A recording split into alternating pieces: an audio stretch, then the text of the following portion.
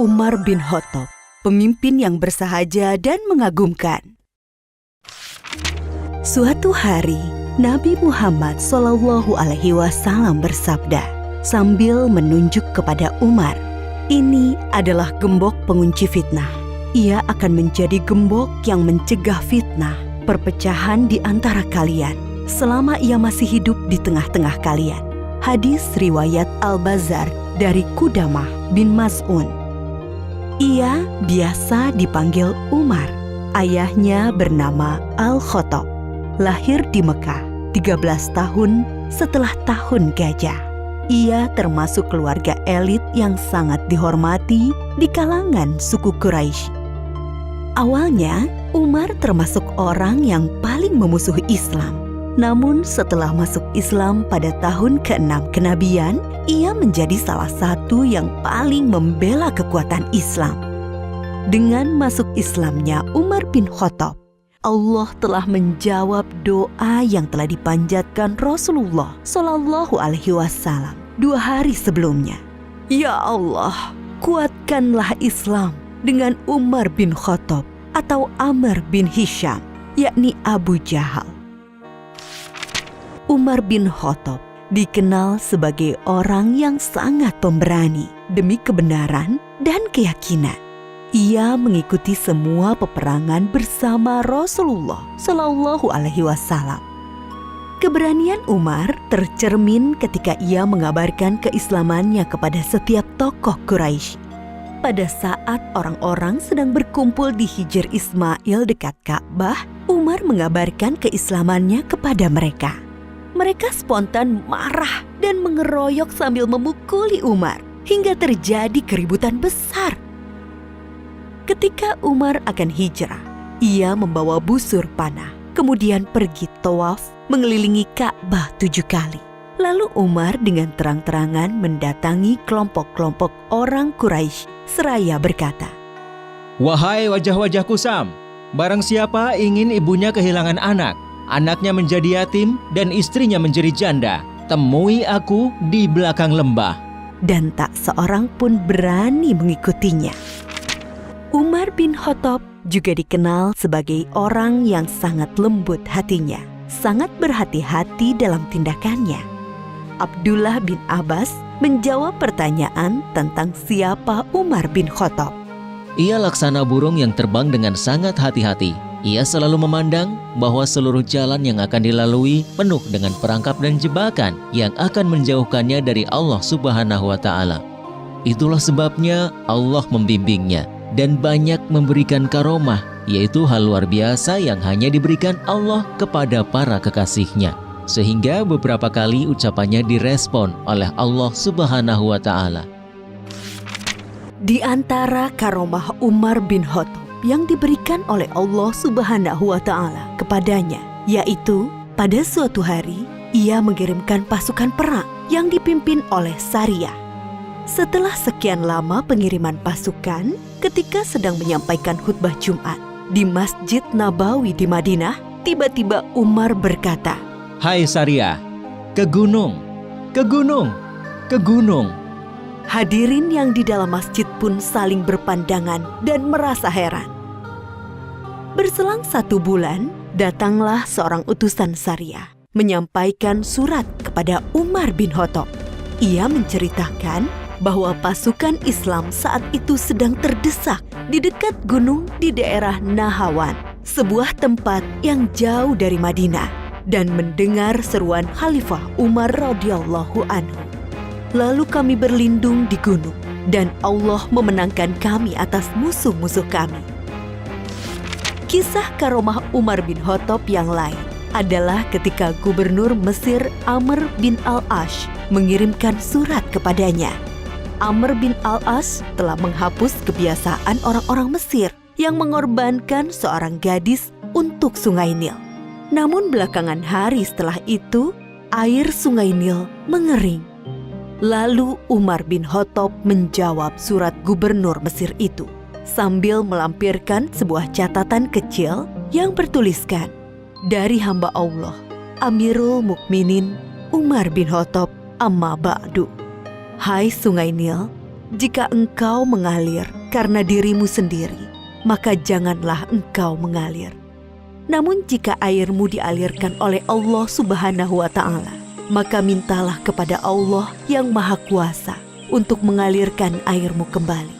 Setelah Amr bin Al-Ash melemparkan catatan Umar tersebut ke dalam sungai Nil, lalu Allah Subhanahu wa Ta'ala mengalirkan air sungai Nil dengan sangat deras. Di kalangan para sahabat dan orang-orang dekatnya, Umar dikenal sebagai sosok pemimpin yang sangat sederhana dan sangat bersahaja. Hal itu tercermin dari pernyataannya ketika ia menolak pemberian para sahabat karibnya berupa budak perempuan untuk membantu tugas-tugas rumah tangganya. Umar berkata, Tidak pantas Amirul Mukminin memiliki seorang budak perempuan.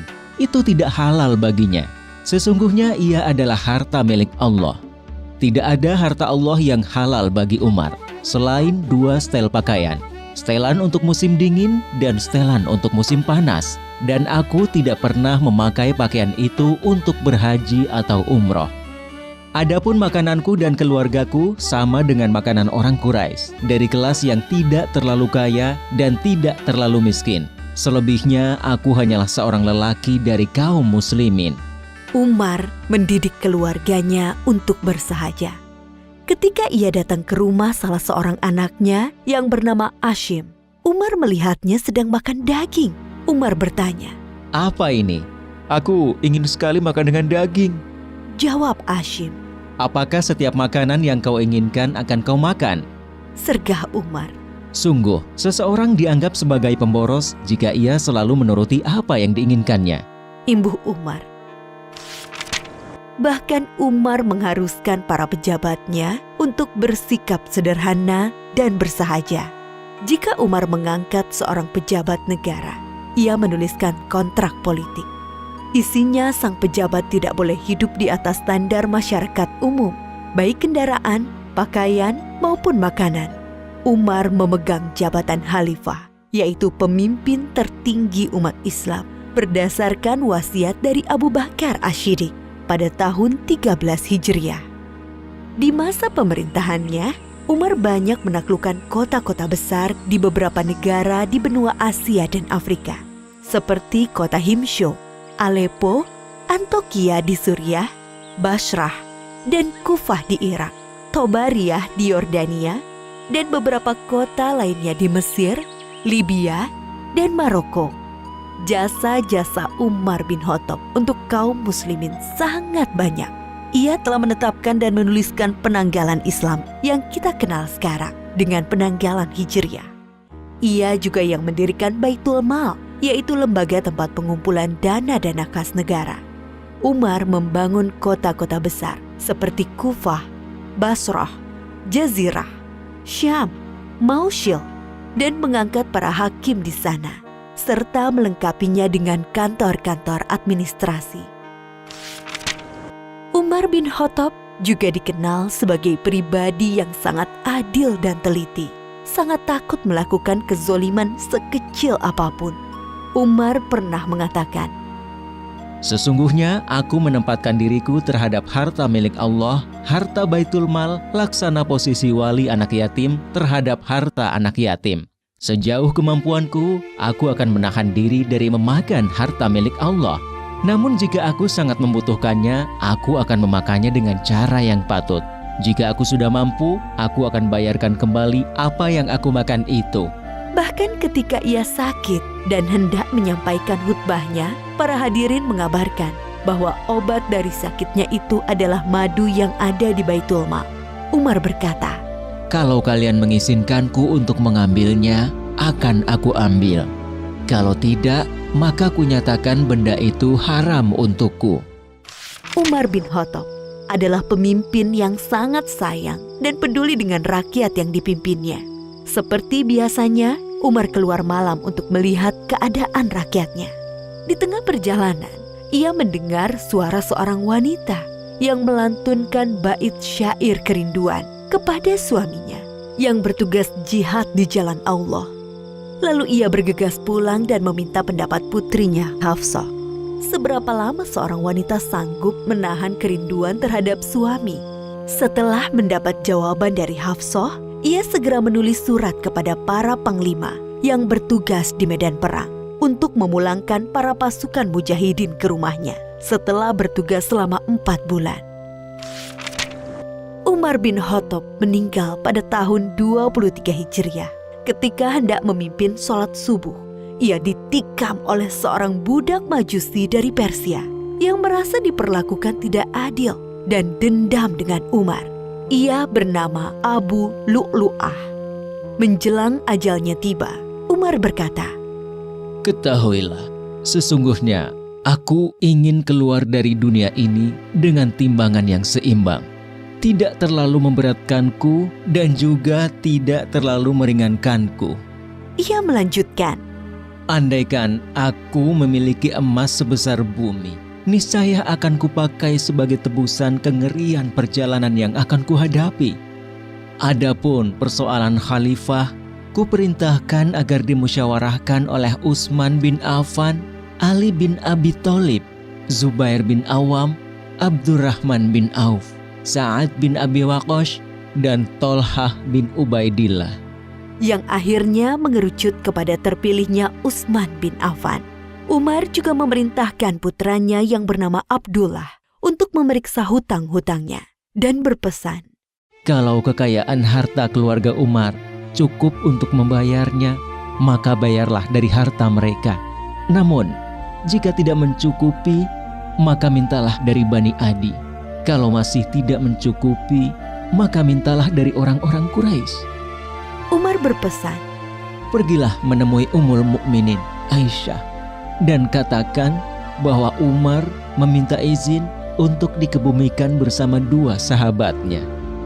Abdullah pun pergi menemui Aisyah dan mengulangi kata-kata ayahnya. Aisyah menjawab, tadinya aku menginginkan tempat itu untuk diriku sendiri, tapi kini aku lebih mementingkan ia daripada diriku. Dan akhirnya Umar bin Khattab dimakamkan di samping makam 2 sahabatnya, yaitu Muhammad Rasulullah Shallallahu Alaihi Wasallam dan Abu Bakar As-Siddiq radhiyallahu anhu. Dari sosok Umar bin Khattab, kita bisa banyak bercermin dan belajar tentang kepemimpinan hebat yang sangat mengagumkan. Setiap orang hendaklah berusaha membiasakan hidup sederhana, termasuk pemimpin, meskipun ia mendapatkan banyak fasilitas dari posisi dan jabatannya. Alangkah mulia seseorang yang memiliki sifat peduli dan kasih sayang kepada sesama makhluk Allah, termasuk kepada hewan. Begitulah Islam mengajarkan seorang pemimpin yang tegas dan kuat, namun memiliki sifat sayang dan peduli, akan terhindar dari sifat aniaya. Kemuliaan hidup tidak selalu hadir dari kedudukan seseorang, tidak pula ketenarannya. Seringkali kemuliaan hidup lahir dari sifat rendah hatinya, sikap kehati-hatiannya, sikap pembelaannya kepada yang lemah, juga dari karya nyata yang dapat dimanfaatkan orang banyak di sekitarnya.